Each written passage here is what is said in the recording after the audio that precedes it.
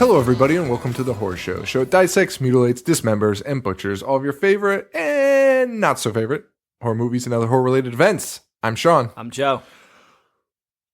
So excited for this episode. We are here to pay tribute to Joe Bob Briggs and Monstervision. One of our heroes. We got a ton of people talking about this episode already. And this is, Thursday before it releases, and people online are really into this idea, and I'm super ecstatic. I was very glad to see that Monstervision had such a following. I knew it was big, but it is still, huge. Yeah. No, it's shocking. It's honestly shocking. And I thought the response would be more like, "Oh yeah, I remember that too." But no, people really remember it. Really remember it. And Joe Bob's following is like rabid as ever. Yeah. He shared our link to request people sending us their memories and things like that. Which, by the way, if you have any Monstervision memories or favorite moments or movies, send me an email, Sean@IHateHorror.com, and we'll talk about it on the show. Because we're going to do, I think, 4 episodes just for Monstervision, because they're so fucking good, and you could just talk about them forever. Actually, I don't even know how we'll get to a movie in this one, because there's just so much to talk about our experience with Monstervision and Joe Bob. But yeah, super excited about this. As I said, we have so much to talk about, and now I'm drawing a blank on exactly what I was talking about. But yeah, there's a lot of people talking about it, and Joe Bob posted about us, and the response was insane. All of his fans were liking our page, and it was blowing up. It was nuts. Yeah, thanks. All Joe coming Bob. directly from him. Yeah. That rabid fan base. That is incredible. Good for him. Joe Bob doesn't have his own podcast, does he? No, which is appalling. And I almost want to edit this out because I honestly wanted to pitch him during a podcast. But why hasn't anyone? Unless it has to be a choice to not do it. Yeah, it seems like a perfect platform it's for him. the ultimate platform. And yeah, you're probably right. He's probably like, fuck that. Yeah, but it seems like, I don't know the guy at all, so I don't know why it seems like that. But it seems like I can understand not wanting to do the TV show because it's like taxing. So now like a podcast is a perfect platform for him because he could just do it at his own home, at his own pace. And I think he'd be great for it. Like, I love his insight. I love his take on everything. His insight is amazing. I just love that the amount of effort he must have had to put in to get some of these facts. And then dude, some of it seems like it was coming off the top of his head. Okay, that's what I was going to say. Like, most people like that, it seems like they would be reading off a teleprompter. Yeah. But either he's the fastest reader in the world, but he spits it out. Like, everything he knows about the movies and the directors, he can name everything that they were in. I think you're right. I think that is more memory. Honestly, we saw him. Yeah. And he had so many movies with him. Oh, yeah. He was like selling able VHSs. to talk about them. Yeah. Yeah, that was pretty crazy. And he uses a teleprompter for the drive-in totals. He does? Yes. And it's pretty obvious once you start noticing it. But that means he's not using a teleprompter for anything else, because it's very obvious when he's doing it on the drive-in totals. Like, he is reading a teleprompter, and everything else he is just because the cuts. But it's like it's not a cut. It's just him turning to a different camera. Yeah. So like, it would be like if I was reading something and I had to turn my head and read from somewhere else, there'd be quite a big delay. Yeah. I'm like, And I guess for people who don't know what Monstervision is, I guess we should probably explain that. Yeah. So Monstervision is a show. We're not going to go through the history because whatever. Because Joe Bob hosted a series of shows. He was on AMC for a little while. I think it was called Joe Bob at the Drive-In. Then I think Monstervision was after that. I don't know.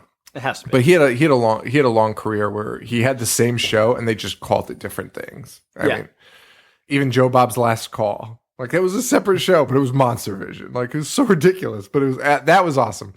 But he hosted this show on TNT, and he was really just recorded bumpers basically for a movie, horror movie, or sometimes it was just weird action movies, exploitation, B movies. Yeah, just things that you wouldn't normally Weird see on shit. TV. Weird shit. The same shit that me and Joe talk about, and we're like, is that a horror movie? And we're like, yeah, I think so. Like that new movie Nightcrawler. We both were like, I feel like that's a horror movie, and it's not really, but like that's the kind of stuff he would play. Not new though. Right. It's something out of a dumpster. It looked like it was filmed a million years ago. I think he had a gig on The Daily Show. He did God Stuff. That's right, God Stuff. Yes. Yeah, and he actually, I think he did that on like a separate platform on its own too, like a God Stuff show.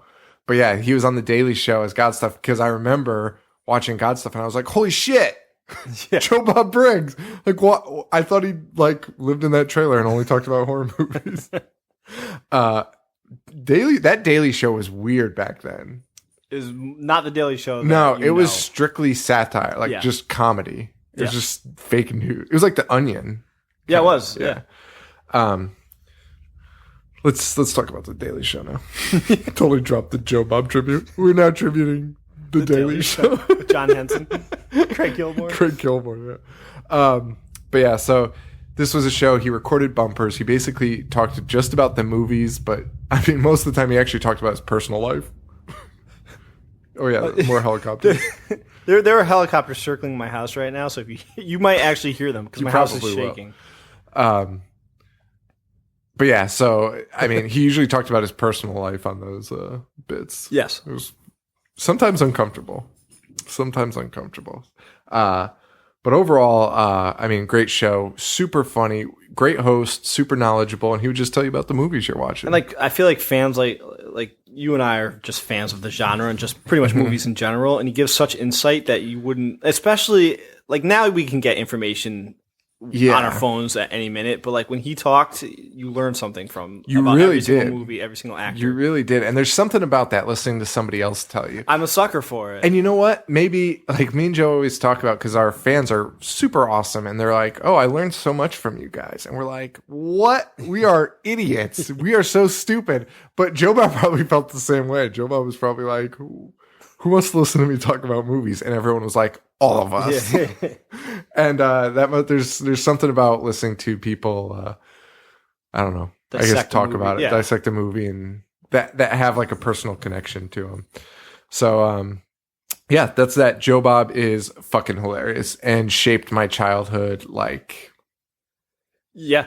and the movies we're going to talk about tonight, the first one, tonight's episode, is It's Alive. And this was a movie. So Joe has a story about this movie, but this movie I watched live, or this episode, not this movie. This episode I watched live October 24th, 1998. And I was already a sucker. Oh, you watched it live on Monstervision? Yeah. And I was like, holy shit. That was your first viewing of it. Yeah. And I could not believe it. I'd never seen It's Alive. And I mean, it wasn't the first time I watched Monstervision, but, I was just blown away by this movie. Did you happen to get the years that Monstervision ran? No. I didn't either. But the next episode that we do was in 2001 that it aired. And I thought it was pretty much done by then. That was its final. So I can tell you a brief outline of it just based off of my memory. So in that episode, in the next episode, we do Ice Cream Man. And yes, it's 2001. And he mentions he's going to Hollywood. Are we sure it's 2001? Because I just pulled it. I just Googled it. And it says it was 95 to 2000. 2000? So. Yeah, that's what I thought it was earlier. But in that episode, he talks about how they're going to Hollywood after that. Yes. So shortly after that movie, or shortly after that, because that was Joe Bob's summer school in the summer. Fantastic. Then in the fall, they ended up going to a show called Joe Bob's Hollywood Movies. Yes. And that's when it died. Because why would you even change it? Why the fuck would you even change it? It made no sense. It was the same show.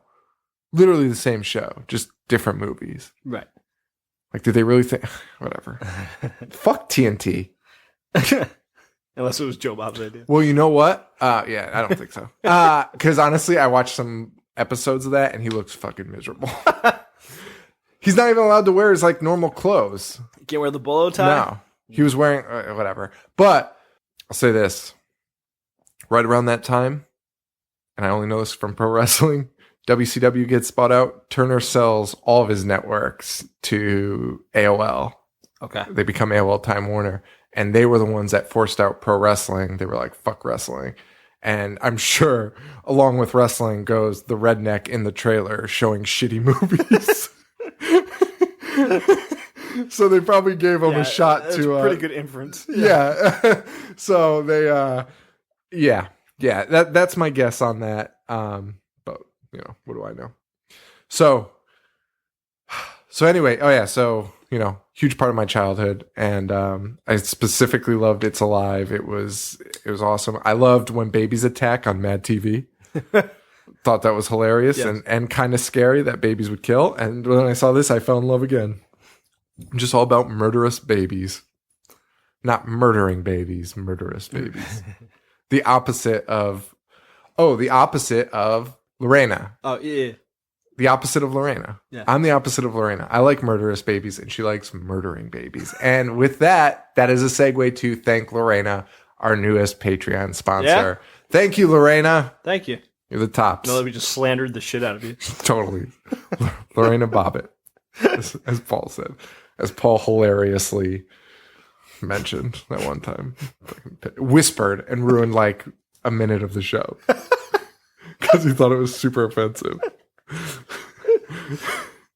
Lorena B? Yeah, but then he has no Like problem saying Bobbitt? other things that we have to edit out for like The 30 worst shit I've ever heard in my life.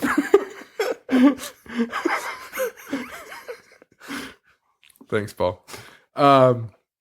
So you have a story about just a quick story about us and It's Alive.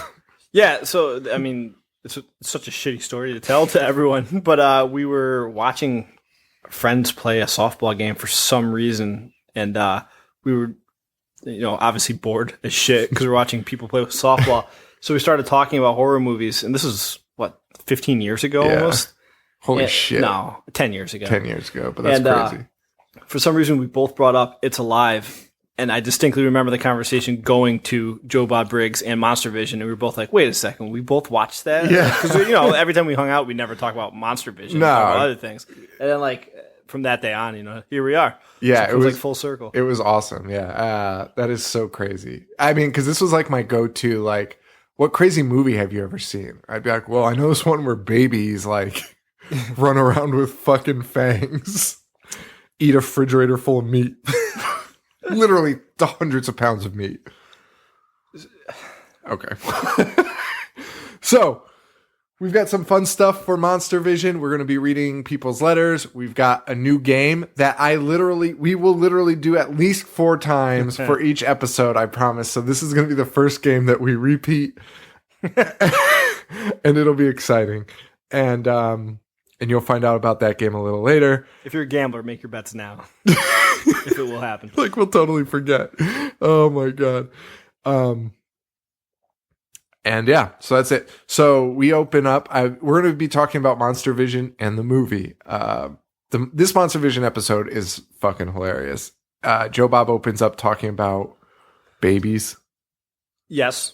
And just complaining about people that leave trashy neighborhoods for good neighborhoods. Can I go back a second? Because before he starts opening up about babies, he just starts shitting on the director of The Vanishing. Oh, yeah. For no reason, because that's nothing to do with the movie. And then he's like, oh, wait, it's the same guy that directed the original, Spoilers. He's like, whatever. It was so random. It was so random. And he makes fun of his name.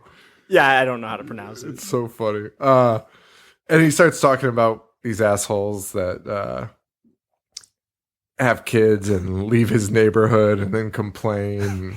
And then the kid comes back. Whatever. And there's a fucking fetus on the table. Dude, while he's talking. He has these disgusting rubber babies all over the place. And I don't know why this tickles me so much, but after this episode, he does It's Alive 2. Mm-hmm. I think it's called. Is it They're Alive? No, it's It Lives Again. Yes. It Lives Again. It's Alive Again. It Lives Again. It Lives Again. And then the third one, this doesn't have to do with it, but the third one's called Island of the Alive. And it's one of my favorite movies of all time. Honestly, I love Island of the Alive. Dude, there's babies in trees in an island. I love the title. Island of the fucking Alive. What does that mean? An island of nothing. Otherwise, it's just an island of sand. It's just sand. And the VHS cover or the movie poster, whatever it was just a baby carriage. It's like a crib on a beach. But it's the way it's like juxtaposed, it's like it has to be the biggest carriage ever because it takes up like the entire island. Yeah. So and then actually that rubber baby in the second part of this, where Joe Bob watches the second movie, like falls off a table and Joe Bob's like trying to prop it back up. It just knocks everything over. It's the weirdest thing.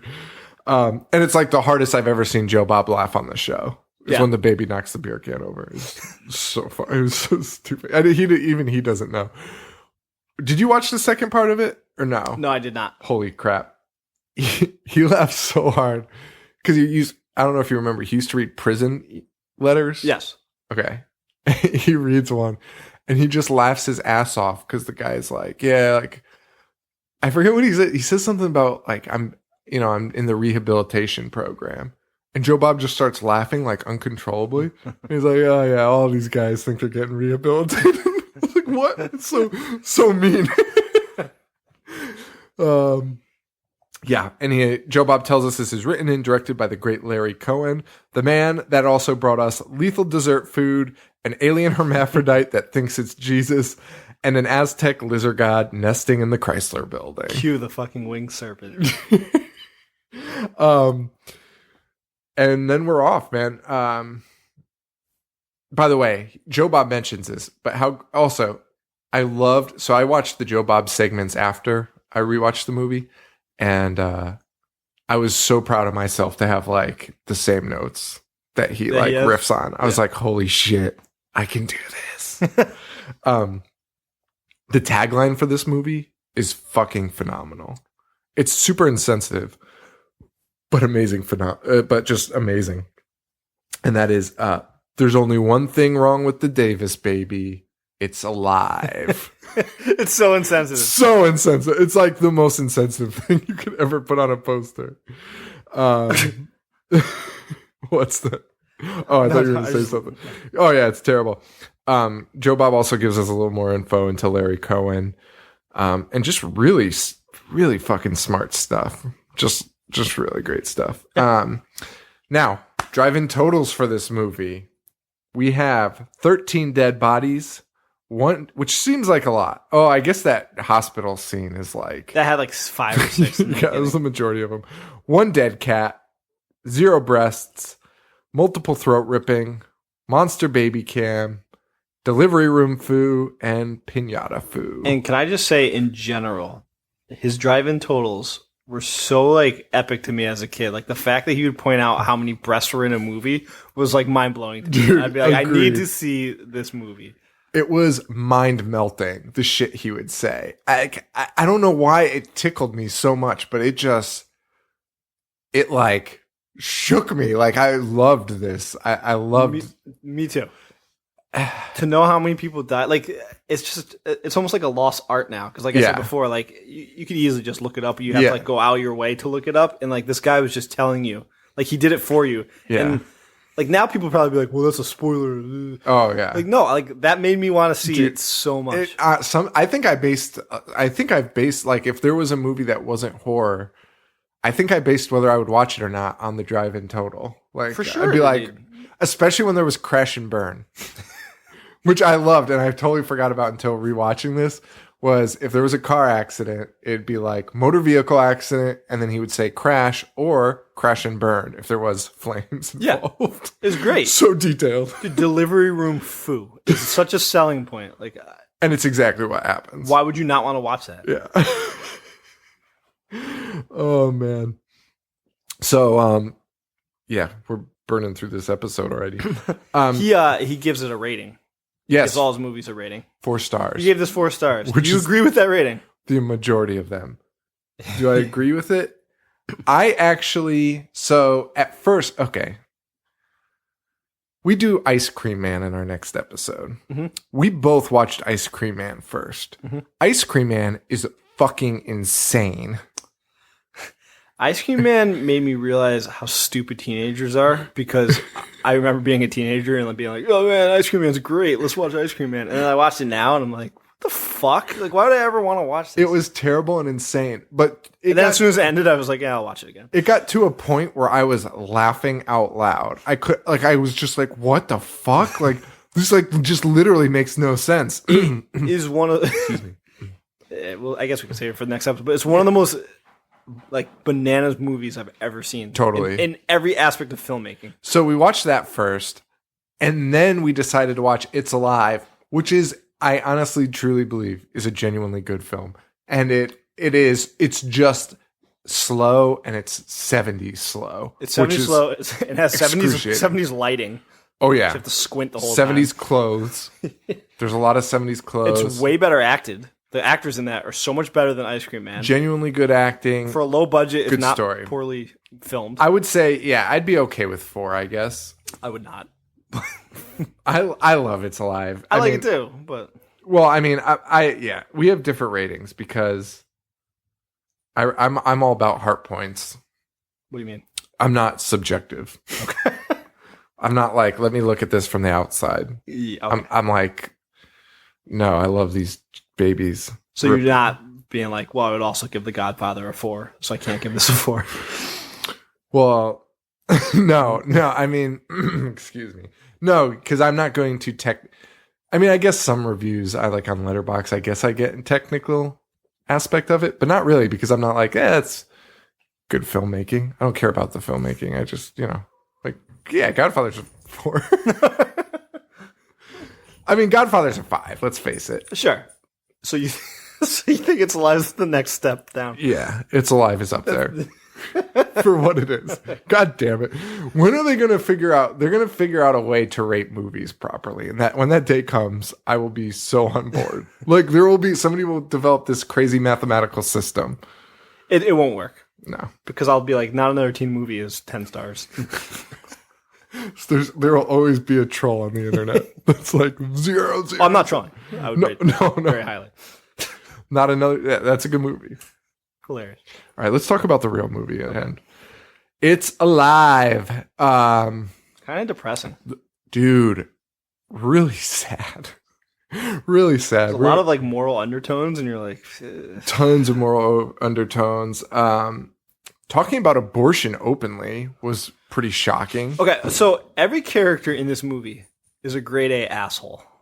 Every single character. Except for the mother. I have that. Is a fucking jerk. I have that down too. Everyone is a total dickhead to each other. Everyone treats each other like absolute dog shit. I have to jump to it because I'm going to forget about it when we get to it. Right. There is a scene after the baby is born, and the guy goes to work, and he's like, you should go home. He's like, but don't be afraid. Like, my friend has a retarded child. And I'm like, what? Like, what the fuck are you talking about? And as soon as the guy, he's like, it's okay. It's normal. People deal with it. And then as soon as he leaves, he's like, have him pack up his desk, send it all to him. Dude, it was he's just so firing crazy. him for having a not normal baby. It was crazy. And Joe Bob actually talks about it in one of his bumpers where he said he talked to Larry Cohen and asked him why everyone was just like so quick to like kind of get over it. Like they were like, all right, we're over it. And Larry Cohen's answer was he thinks that after 24, he still believes it's believable that everyone got over it so quickly. And like the dad just went home the next day. And he said after 24 hours, he thinks most people are over that tragic events. Simply not true. 24 hours. That's such a short period of time. Dude, you gave birth to a monster. I would argue 24 years wouldn't even be enough time. No. Dude, you birth a monster and everybody dies. And it murders everybody. That is very traumatic. Murders everyone in front of your eyes. Oh my God. And it's on the loose. And speaking of that, yeah, that's what happens. We open up, we meet a family, husband and wife and their son. And the wife is pregnant and she's going to give birth. And shortly thereafter, she's giving birth. Yeah. Like, opening scene. Speaking of assholes, the dad wakes up the son by picking up its cat and just shoving its ass into his face. Oh my God. And yeah, the dad and the kid have just like... It's the 70s, but this movie is some of the conversations are bordering on like the 1950s. Like, there's a guy who calls someone a whippersnapper. yeah. And the dad and the son talking, it's just like, well, son, when babies are born, they're just born. You're like, what the fuck? And it's like, Dad, I want to see the baby. It's like, what the fuck? It's so 50s. Also, why was everyone whispering? I don't know. They didn't want to wake the the not born baby. It's not a real hospital. Like, they get to the hospital, they bring the wife to the hospital to give birth, and everyone's like whispering. It's like, guys, this is a movie. Well, maybe they really did shoot it in a hospital. It's very possible. Yeah, but it was. They probably had no permit. So just trying to be indiscreet. Larry Cohen's just guerrilla filming this. Oh boy. Also, something to note here is they bring the wife in to give birth, and the dad just goes and hangs out in a I don't even know what you call it, break room. Yeah. Such a different time. Like, well, yeah, I don't have a kid, but now you sit in the room, you hang out with your wife, which is fine. I'd rather not talk to a bunch of guys waiting for their kids to be born. And all those guys were jerks too for no reason. Dude, those guys were all fucking pricks. And the guy who just kept talking about slugs and bugs and smog. The guy was like, oh, what's going on? And he's like, there's slugs and bugs. What? And then he starts complaining about smog also. He's like, oh, the smog's terrible. I was like, what the fuck? So miserable. It's about to have a child. So fucking weird. And the doctors are dicks too. I wasn't kidding when I said every single person but the mother. It's true. So the mother's giving birth. Frank's outside.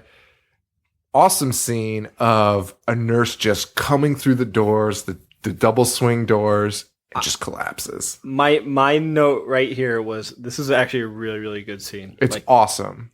Super effective. And the guy's face, especially after watching Ice Cream Man, where you could just had like cardboard boxes as the characters.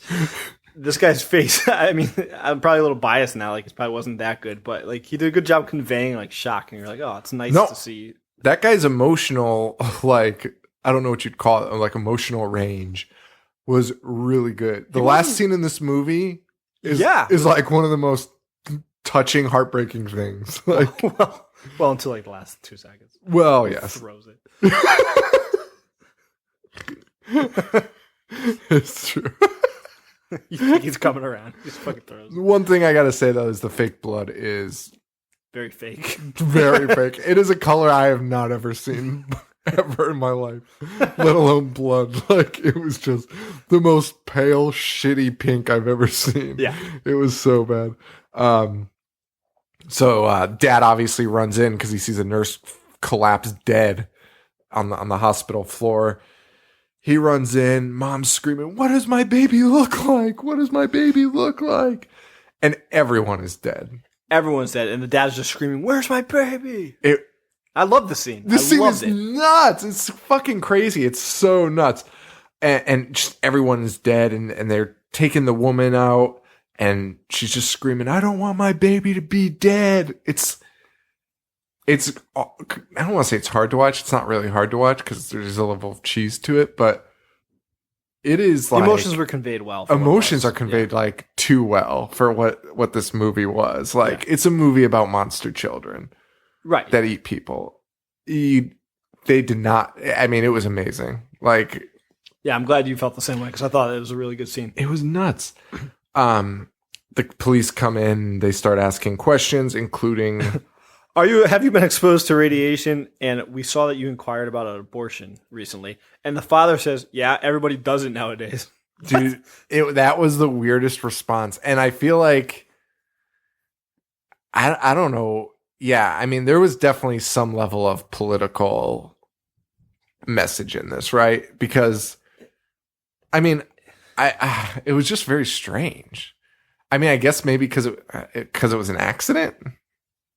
I was trying to research if there was like deeper undertones, and I'm sure there has to be that he was trying to get across to us. But it seemed like the abortion part was pretty rampant. But I don't know what it would be, because if anything, the movie would be pro-abortion because the kid's a monster. Because the kid's the most horrifying monster of all time. Another weird thing is, and actually, I don't know why it started off like that. This is when the movie slows down to a crawl. That's an understatement. 70s movies, and I think maybe that's why Texas Chainsaw Massacre was like so effective, was because it was so different and so action packed.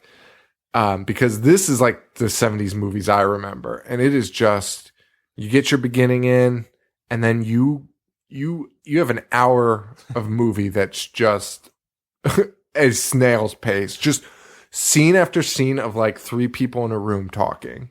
So much conversation, and none of it was really meaningful to... You have a movie about a kid that eats people with big teeth. And they were trying to make the movie more legitimate than it was, I think. There's a conversation that happens next between a policeman and a doctor, and they're basically trying to keep this whole thing under wraps, and they're both revealing their motivations for doing that. And they're both great. It's a great part of the story, because obviously, yeah, why would a hospital want this, and why would the cops want a mutant baby on the loose? But it didn't really fit the rest of the movie. It doesn't come back, but it was like really well acted again, and like tells like a good story, but it's just so fucking slow. Doesn't the baby escape through the roof? Because doesn't the doctor say... His explanation was like, well, that's not an adult human size hole in the roof. Like, dude, it's the weirdest thing. And nobody's that alarmed. Dude, and the baby, I'm more shocked at when the baby goes to the school and like somehow locates where the kid lives, and everyone's like, oh yeah, he was definitely here trying to figure out where his brother was. What? He's 1 day old. What are we talking about? Like, even the doctor at one point said, he's like, yeah, it's a baby. There's no way that it's going to survive without food or nurturing. Yeah, and except it is doing everything. It's living traveling in the sewers already. They're like, later on, they're like, this is how it's traveling across the city without being caught. I'm like, what the fuck? I would die in a sewer. I could not spend 24 hours in a sewer. I would be dead. No, fucking stinks. It's dark. I would be dead so fast. Yeah. So after it escapes from the hospital, we see its first attack. And we see it through the baby's eyes. And it's the blurriest thing I've ever seen. Dude, it's like all fucked up. It's like triple vision. And so whereas the guy, Larry Cohen, obviously he shot that great scene in the beginning. Some of the acting was strong, but there are scenes with like the blurriness, and then there are scenes where he makes cuts that are like, why are you making cuts right here? It's just jumping all around. It's giving me like a seizure. Yeah, and it's the old 70s like super hard cut where it's just like super hard. Where you see it in like the 70s where it's just like hurt my eyes. Because it's not like in any sort of perspective. It's not keeping a perspective. It's just cutting to a completely other random shot. Fucking mumble jumble horseshit. Yeah, but he kills his first victim, a hua. Yeah. Hua. I assume she's a hua, but in giant platform shoes. You don't really see dress. You don't really see the baby during the kill. You just see something with big teeth. Yeah, and that's the other thing. I remember that was one disappointment in rewatching this. Was I remember a lot more baby in this, and yeah, you really only see it at the end. Yeah, and I love Joe Bob's comments about this. He was talking about like how appalling the baby must look for the woman to start screaming like that, and he says, "But look at what Monster Baby was staring at, a 70s fashion statement." Can we also just say, can we talk about how Joe Bob would be like, all right, back to the movie, and then talk for like another 3 to 4 minutes? That's like my favorite thing. Every time. And about the most random shit. Although sometimes it was really on point. He'd be like, all right, back to the movie. And then he'd turn and be like, so the composer of this film is... Dude, that fact blew my mind, by the way. So the composer of It's Alive is the same guy who did Psycho and Taxi Driver, and this was his second to last movie. And Twilight Zone. Yes. And second to last movie before he passed away. Well, he passed. He didn't get to see Taxi Driver because it was his last. So this is really his last one they saw. Yeah. Crazy. And by the way, I don't think you... How did they get him? Yeah, there's no way they could have paid him. It had to be his like golf friend. It had to be Larry Cohen's golf buddy. Oh yeah, look at that. I have a note. This movie is jumping all over the place. Because, oh yeah, dude, I do remember this even more now. And the scene that really caught me off guard was there's a hard cut to Frank and his wife driving home, and then a super hard cut to dad at the school with his kid. Yeah. Just talking to him. What the fuck? And the fact that they're driving home after giving birth to a murderous monster baby like, less than 24 hours later is so ridiculous. They're so okay with it. They're so okay with it. And speaking of jumping around, this is all very shortly after, so it's not jumping too far ahead. But, the press has obviously caught wind of it. So there's press everywhere. The mother gets home, and there's a nurse taking care of her, but she has a tape recorder.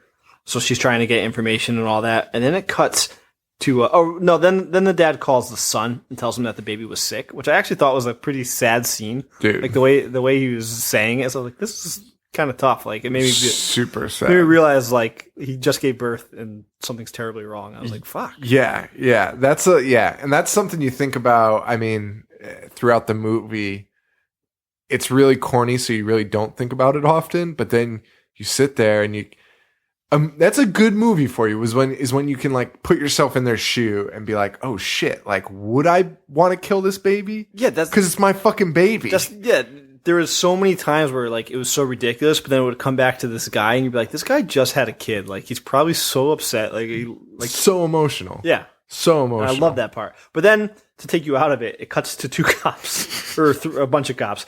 But two of them are talking, and one of the cops is like, yeah, this whole baby thing is freaking me out. My wife's pregnant. And he's like, well, the other cop says something like, it's not a big deal. And he's like, well, we lost our first baby. And the other cop goes, oh, you should consider yourself lucky.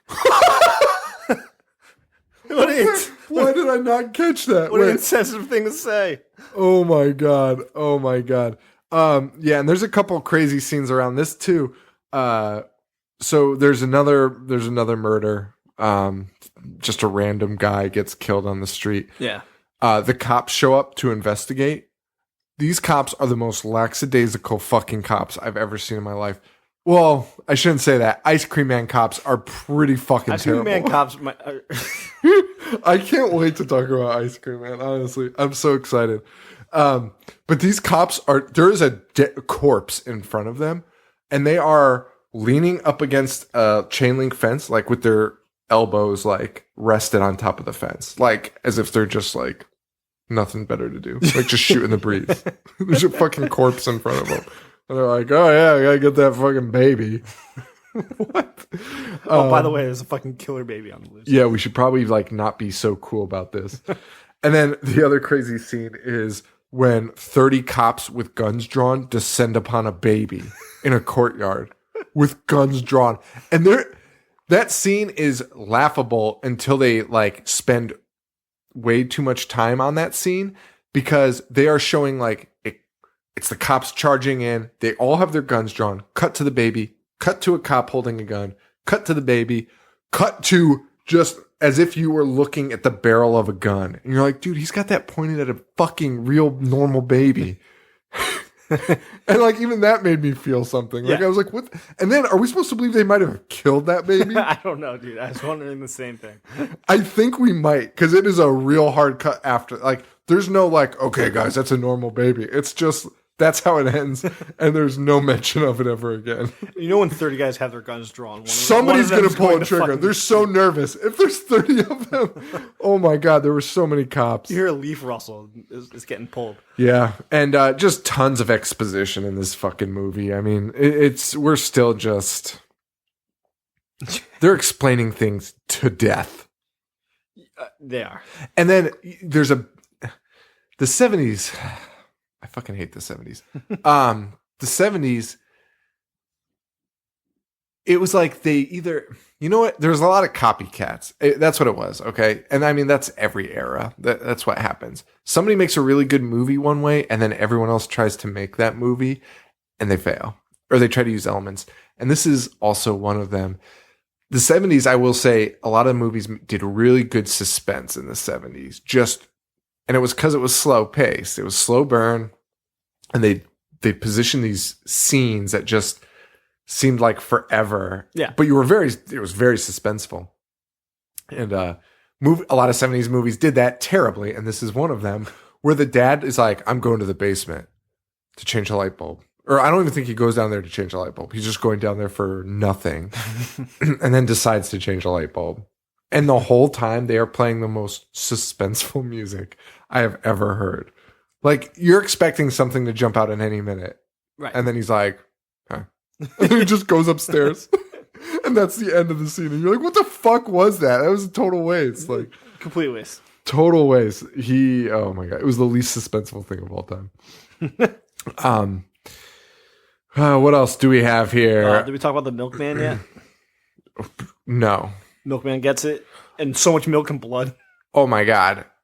I don't even know if I wrote that in my notes for some reason. Dude, so much milk and blood. So much milk and blood. But again, it has nothing to really Also, they get so much milk delivered to their house.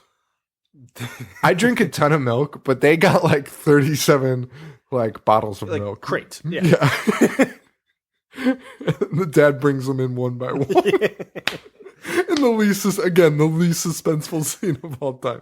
And they're building all this suspense as the dad's, and it's just a single shot on the milk on the ground, tight shot on the milk, and you just see the dad's hand come up and pick up one bottle at a time.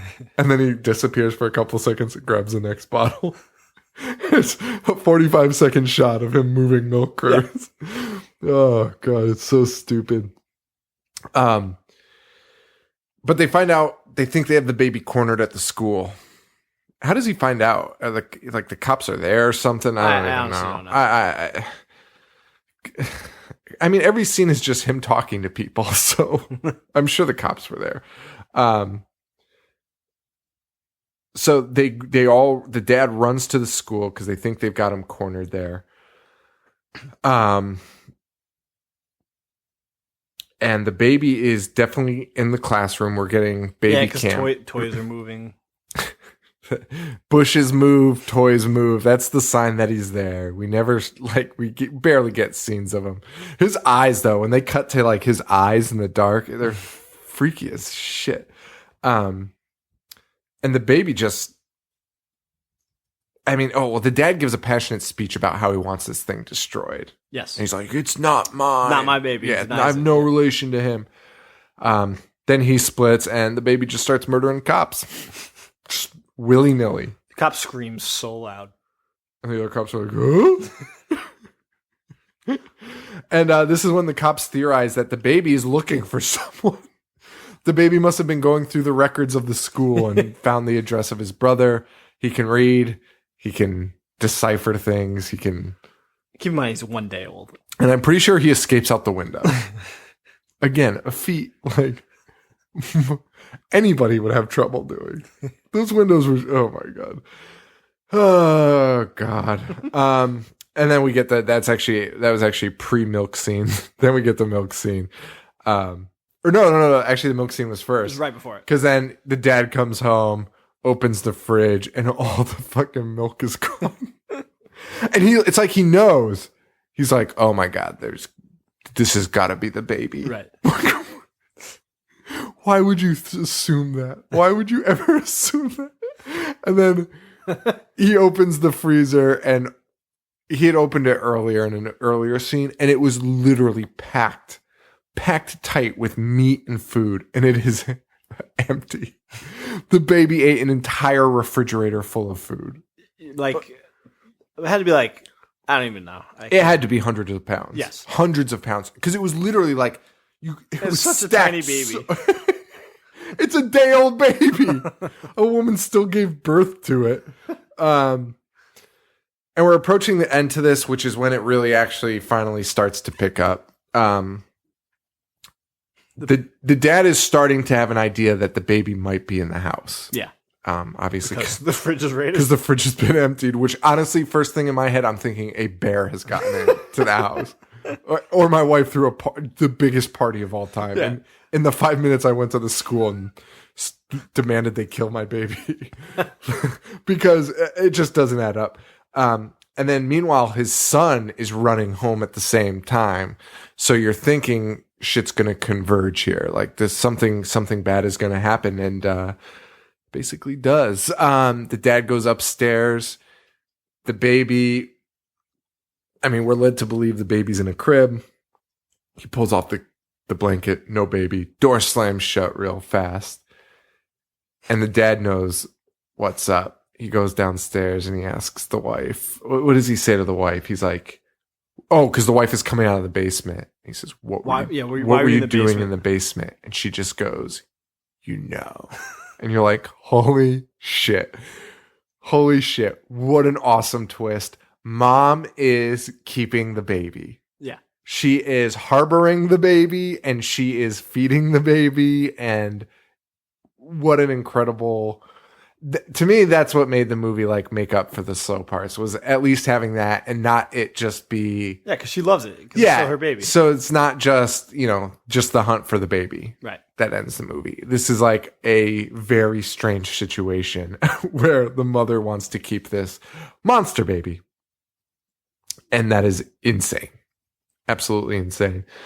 I'm not even going to bring up the son. There's a scene that's like the baby ends up killing another guy, and it's this guy that like looked after the son. But really, the son plays no part in this besides just a catalyst for one more guy to die because the guy's chasing him.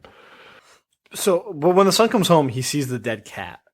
Oh my God. Yeah, he comes in through the basement, which makes no sense, but that's fine. No one has come through the basement the entire movie, but what do I know? But then the father starts shooting, trying to kill the baby. Yes. Which is nuts. Yes. Yeah, and the mom, when he pulls out the gun, the mom says, why are you so anxious to do it yourself? Which is a great line, too. And but this is where, like, the editing was, like, the worst I've ever seen. When he's shooting at this baby. Dude, and it's just cutting, jumping. It's like cutting to nothing. Dude, it's cutting so much. It's cutting so much. And like him to the baby, then to, like, the wall. Like, the baby situation in this is fucking hilarious. And Joe Bob explains it in the show that he had a friend that did special effects, but they had a low budget. So he's like, we can't pay for like a full baby. So just make us like a toy baby and we'll use it in some shots. Then he gets the toy baby and loves it. And Larry Cohen's like, let's just put it on a string and pull it around in scenes. And then the guy's like, well, let's not do that because it'll look like shit. So how about I make you a mask and gloves and a little baby suit and we'll put an actor in it and shoot it. And he's like, okay, yeah, because it'll only be like a couple scenes. And then Larry Cohen was like, I want it in as much as possible, which he still didn't use it. Still not enough. Yeah. Then they go on the longest manhunt through a sewer. Yeah. And by the way, the dad slaps the mom so fucking hard. That scene was uncomfortable. I just have to say that. It probably happened a lot, whatever. I did not like that. But they track the baby down to the sewer. And that's when they realize the baby is trying to avoid people by traveling in the sewer. A one-day baby. A 1 day year old baby. Wait, 1 day. 1 day old. 1 day old. Baby. 1 day year old baby. Oh my God. I almost want to edit it out because it's so stupid, but I won't. And the dad basically takes off himself. He's going to get this baby himself. And he finds it. And this scene is fucking horrible. The baby is screaming in pain. Baby, it's such an uncomfortable scream. It is awful because it's a monster scream, but it's the saddest monster scream of all time because it's hurt. It's a scared little baby. Yeah. Well, it's hurt, right? He did catch it, right? Because they checked its blood. And the dad's saying it's fucking brutal scene. And the dad's saying, "Shh, I know it hurts. Everything's gonna be all right. I was scared like you are." And he's talking this baby down, and you're like, "Oh fuck, Dad wants the baby too. Dad's saving the baby." Yeah, total change of heart. Dad's saving the baby, and he wraps up the baby and makes a run for it. The cops give chase. The cops also have the mother in their custody, so she can't really intervene. So many cops after this. So many cops, and then the dad throws the baby, and they shoot it. Yeah, that's pretty much how it ends. That's how it ends. Like they corner the dad, and he gives like the speech, and it cuts to the mom, and she's smiling because she's like, "Oh, I knew he would want it too." Yeah. Like she's all proud, and he just throws the baby, and they shoot it. But the key to this, the key takeaway is as they're driving away, the parents are in the back of the cop car, which they should not be under arrest, by the way. They say, "I understand." The cops on the radio says, "I understand. Another one's been born in Seattle." Yes. So fucking good. I don't remember if the second one takes place in Seattle though or not. I have no clue. Nor do I care. Because 2. If it doesn't take place on an island, I don't So give a shit. one is a real movie, shot properly. Really good movie. 2 Wow. is not. 2 is like what you imagine it should have been. What you pictured for what the synopsis of this, if you read the synopsis of this, 2 is what you're picturing. 1 is a lot more slow. 2 still has Frank though. Is Frank in the Yeah. second one? I don't even know. But if it's a the same different guy. family though. Is it? Yeah. Oh yeah, because it's the other baby that's born. Yeah. 'Cause this one's dead. But Yeah. Yup. Imagine if they were just like, it was actually twins, Frank. that would be awesome. I actually do think it is twins in the second one. Yeah. Because it's 2, and they have to do 2. Uh, So, game. Here's our game. let's do it. I'm going to read Joe drive-in totals for movies, I have to guess the movie. and he will have to guess the movie. Well, I like this. Now, some of these I have to alter because Joe Bob was not planning on this game to be made. So some of them have spoilers in them. So I'll remove them. And if you can't guess the movie, I will tell you that one. I mean, some have just the name of the movie in the drive-in total. So we'll do 3 for this first episode. I like this. Okay. Here we go. 6 dead bodies, 0 breasts. This one made me laugh so hard. It made Joe Bob laugh too. I don't even understand it. I don't remember it. Double graveyard aardvarkus. Double graveyard aardvarkus? Yeah, like an aardvark, but Aardvarkai? I don't know. Double graveyard aardvarkus. I laughed so hard, and Joe Bob couldn't even stop laughing also. 1 motor vehicle chase with crash, dagger to the chest, foot bonking, finger rolls, giant fly to the head, exploding door, exploding hearse, dwarf hunting, gratuitous 70s guitar jam, and I can't tell you the last one. After the aardvark, can you read the next ones up to the 70s guitar? Yeah. 1 motor vehicle chase with crash, dagger to the chest, foot bonking, finger rolls, giant fly to the head, exploding door, exploding hearse, dwarf hunting, gratuitous 70s guitar jam. Oh, man. You know this movie too. All right, I'm going to tell you, I won't do the silver ball to the face. Fantastic. Yeah. Okay. That was my guess. I was like, I don't. And his line is infamous. The actual line is infamous phantasm silver ball to the face. And I was like, fuck. All right. That was a good one though. It's hard. I mean, you're getting a lot, but not enough. And what is the aardvarkus? I don't know. That's what was throwing me off. I have no idea what the fuck he was talking. And he said it and he starts laughing. And I was like, is this some sort of inside joke? All right. Does he say the years at all? That might be helpful. The years? Yeah. Oh, no. But we could do that. That's not a problem. I think that's very fair. So much to cover. It's like Oh yeah, I mean it's 2 dead bodies. Horror history. Go. Okay. So this is 1986. Okay. The Fly. It's PG-13. Outstanding slime spewing. 1 breast, scissored out, of course. 2 dead bodies. 4 mutilated bodies. 8 dead blanks, and that is the baddies in the movie. 8 dead. Okay. Insert it. 1 motor vehicle chase with 2 crashes, 3 tumbleweed chases, 3 gallons of blood, stomach eating, pitchfork chewing, gross out mush. Critters. Holy shit. Good job. Thank you. I can't believe you got that. What gave it away? The tumbleweeds. Oh yeah. Oh yeah. I'll read the rest of them. Gross out, mush face alien transformation into a Mick Jagger lookalike. Explicit cow guts, also known as bovine foo. Garbage disposal symbolism. What the fuck is that? What are finger rolls? I don't know. Another one, finger rolls. Extra points for gratuitous toy ET eaten by a critter.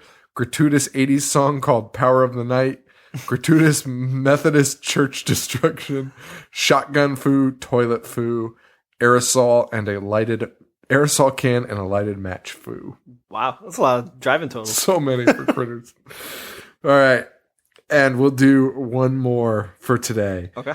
I like this game. I have so many for the entire thing. 1973 rated R. Okay. 4 dead bodies. Gargoyles. Ouija board. Catholic virgin defacing. Levitating bed. Oh. Close-up neck injections. The Exorcist. Yes. Good job. Multiple spinal taps. Crotch crushing. 360 head swiveling. Green vomit to the face. Abdominal carving. Eyeball rolling. Holy water foo. And of course, exorcism foo. 4 stars. Let's go. So the Exorcist got the same rating as It's Alive? Yes. Okay. And Joe Bob rants about whatever. We can't fit it all in this one episode. We got 4 to go, so I might as well save some of my shit for another one. That was fun. Yeah. Really glad we're doing this. Makes a nice Donald Trump reference in It's Alive. Yeah, and I didn't see it. No. Looks nothing like He was like, he's like, oh, doesn't the police chief look like Donald Trump? Nope. Not even close. That was weird. All right, guys. Thank you so much for listening. We really appreciate it. I hope you like the new logo temporarily for the next 4 episodes. Spent so much time on that. I really shouldn't have. I think it should be our next sticker, though, kind of. I'm kind of obsessed with it. It might be our next sticker at next. I like it a lot. I'm kind of obsessed with it. So are we playing this game again next week? Yeah. Oh, nice. I have them all already set. Fuck yeah. So guys, rate, review, subscribe on iTunes. If you do, let us know. Sean at I Hate Horror, and we'll send you a sticker. What else do we have to plug? Facebook.com/IHateHorror, IHateHorror.com. You can find us on all those sites. I'm on Twitter at I Hate Horror Show. I'm at JoeV421. We're also on Instagram at I Hate Horror. Yeah. I'm at Boognish1985. And we should probably combine those next time and each do both of them in the same. And also, you know what we should do? What? We should not. You should answer at the end. Wait, what? I can't believe I just thought of this. You should answer the game that we played at the end so people at home can play along. I'm so confused. The game we just played. No, I got that part. Wait, you're saying I shouldn't answer? I should wait till all the... Yeah. Okay. But that's not fun. Fuck it. I don't know. I don't know what to tell you guys. I don't know what to tell you. Maybe I'll edit it in like me just saying it, and then we'll have the actual live result. Yeah, that's what I'm going to do. No, I'm not. That'll take so much time. All right, guys. So anyway, that's the end of the show, for real. Also, check out our store.ihatehorror.com. Buy those shirts. We only have a few left, so please get on it and buy those. Please. Also, patreon.com/ihatehorror. I think that's the address. Don't know. Still don't know. Go there. We've adjusted our thingies, our levels. $1 and $5. $1 you get the sticker and a shout out, I think, and then $5 you get access to everything. We are doing. We had an awesome Google Hangout. It wasn't what we had originally. The original Google Hangout was going to be us all watching a movie together and talking, but instead they got to watch the end of the last episode we released. And then we just kind of shot the shit and we talked about, what's it called? Kolchak? Kolchak. Yeah. Kolchak the Night Stalker. It's a television show from the 70s. It's on Netflix and it is fucking amazing. And we're going to be doing a second bonus podcast on Kolchak the Night Stalker. Yeah. Just for our Patreon members. We're going to do another hangout soon? Yeah, I think so. Nice. I think so. We have few enough members. I don't know how many people you can bring into a hangout. So, yeah, get on that and come on. Because it was fucking awesome. I was so nervous about doing that. Like, I was honestly petrified. And I was like, I just want to give everyone their money back and just call this quits right now. Because I was just so petrified of having to actually communicate with people. And it was hilarious and awesome. And it was awesome to talk to our fans. Yeah, it was so good. Yeah, Elliot, Ryan, Casey was there. Casey has a podcast. For real? Yeah. We going to plug it? Next episode? Don't put me on the spot. Yeah, I'm going to plug it right now for you guys. But yeah, they all came on and it was, I had a blast. I really did have a blast with them. What's her podcast about? Her podcast is about horror movies. You can find them on Twitter at Booze, Blood, Gore, Facebook.com/BBG podcast. And you can email them at bbgpodcast@gmail.com. Booze, Blood, and Gore is a podcast that talks horror, movies, alcohol, and the things that make them both wonderful. A themed drink will be featured to match our movie of the week. New episodes out on Sunday. That's a lot of effort, Casey. You're really trying to fucking I was just going to say, maybe us. just edit this out. No more plugs. No more plugs, Casey. What the fuck? Holy shit. A drink. God damn it, Casey. Holy cow. That's so much.